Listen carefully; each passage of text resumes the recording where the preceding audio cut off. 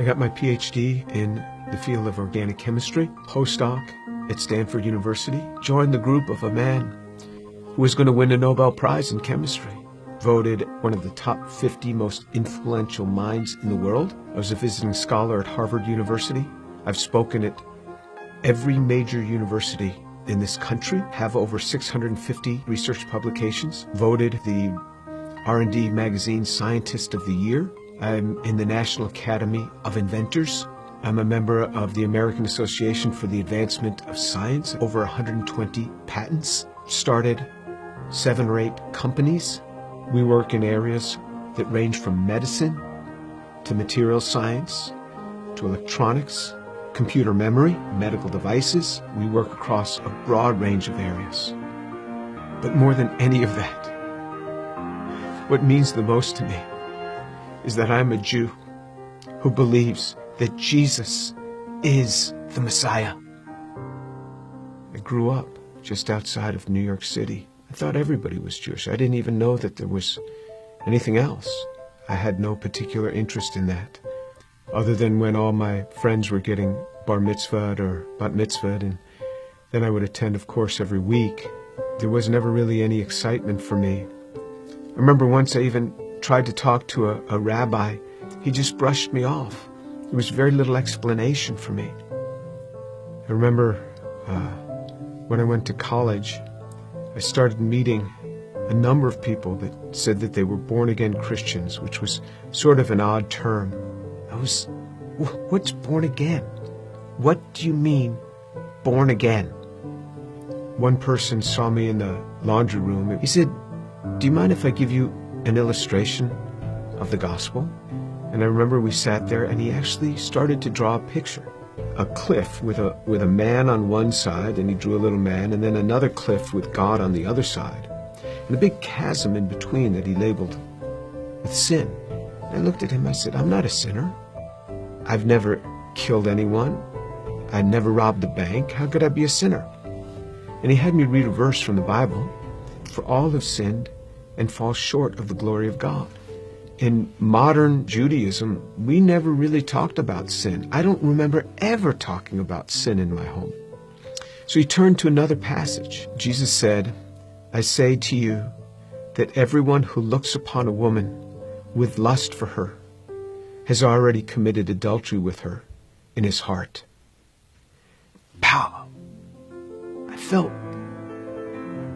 just as if I had been punched right in the chest. Here I was, new in college. I didn't think anybody knew. I would pick up these magazines, and I became addicted to pornography. It was just through those magazines. And all of a sudden, something that's written in the Bible, somebody who lived 2,000 years ago is calling me out on it. And I felt immediately convicted. And that now I realized I was a sinner. When I read in the scriptures what sin is, then I knew I was a sinner. How am I going to get to God? We Jews know this better than anyone else.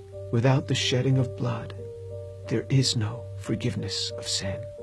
This description in Isaiah 53 of how he will bear upon himself my sin, the things that I had done, and this was him.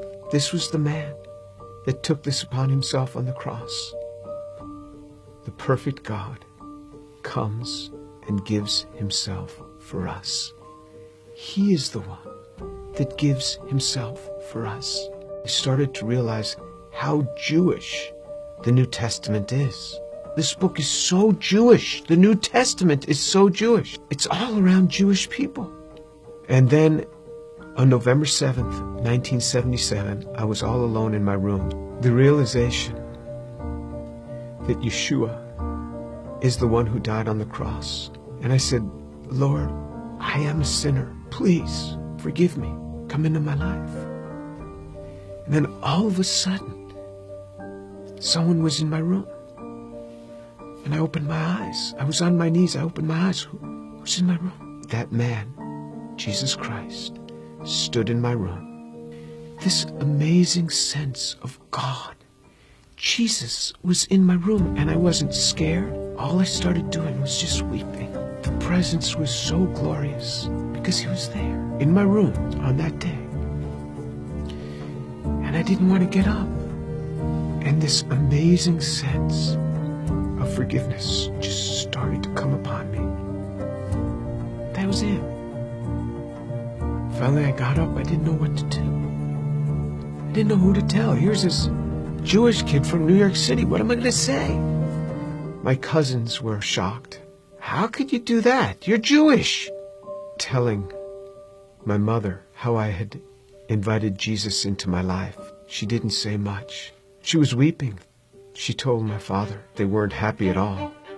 And she said, I don't blame them for killing Jesus after the things that he said. Who is he to come against these religious leaders that have dedicated their lives to helping people and to tell them that they are whitewashed tombs? Who is he, this young man in his 30s, to say this to these scholars? He got what he deserved. And my mother's a very deep, pensive, careful reader. She read from Genesis right on through the Tanakh, the whole thing. When she got done, I said, what did you think? She said, God warned us over and over again. He warned us. When my daughter was about 15, my mother and father came to visit us. At one point, my mother went into her room for several hours. She came out. She said, quite a young girl you have. She talked to me for a long time. She started reading the Bible again, both the Old and the New Testament.